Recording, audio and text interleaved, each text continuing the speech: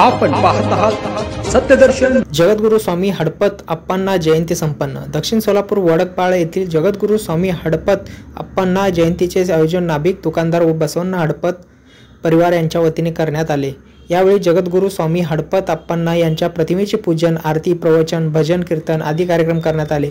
या कार्यक्रमास हडपत समाजाचे संस्थापक अध्यक्ष पंडित येळगे आणि जयनानक कर्पुरी ठाकूर, ओबीसी संघटनेच्या राज्य महिला प्रमुख डॉक्टर माधुरी पारपल्लीवार यांनी प्रमुख उपस्थित होती। कार्यक्रम यशस्वी करण्यासाठी हडपत परिवार व नाभिक बांधव यांचे सहकार्य लाभले। भेटू शकत नव्हते आणि दारावर तेच असायचे, कोणी असले तरी कोणी त्यांना चंद बसवणं जरी भेटायचं झाल्यावर हडपतअप्पांच्या परमिशन शिवाय बसवेश्वरला भेटू शकत नव्हते। एवढे मोठे कार्य या शरण दाम्पत्यांनी केलेलं आहे। हडपतअप्पांचे वचन 276 वचने आहेत त्यांची आणि त्यांचे धर्मपत्नी लिंगम्मा त्यांचंही 106 वचनं आहेत। त्यांचा मोठा कार्य 12व्या शतकामध्ये विश्वगुरु हडपतअप्पा यांच्या नेतृत्वाखाली लिंगायत धर्माच्या स्थापनेत हडपतअप्पांचा फार मोठा भूमिका होती।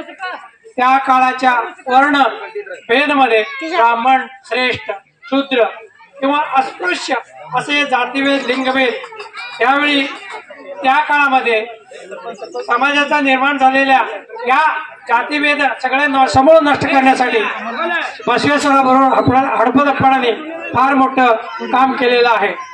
त्यानिमित्त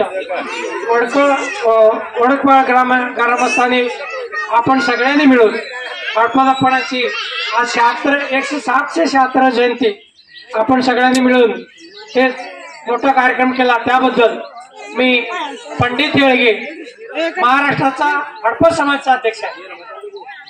आमची संघटना 1997 ला स्थापन झाली। महाराष्ट्रभर आमचे सगळे शाखा आहेत, त्याचा अध्यक्ष मी आहे।